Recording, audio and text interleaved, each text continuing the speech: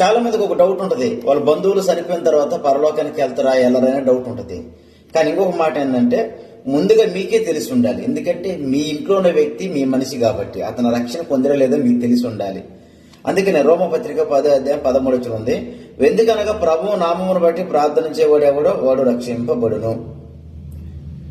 కాబట్టి ఎవరైతే యేసునామమున ప్రార్థన చేస్తారో రక్షించబడతారు. రక్షించబడిన వారి గుణాలు ఎలా ఉంటాయి? యేసు ప్రభువే దేవుడని అంగీకరిస్తారు. వారు ఖచ్చితంగా మందిరానికి వెళ్తారు. ప్రతి ఆదివారం కంటిన్యూగా మందిరానికి వెళ్తుంటారు వాళ్ళు. ఇంకా కాబట్టి రక్షణ పొందేమని వాళ్ళు కూడా నమ్మకం ఉంటుంది.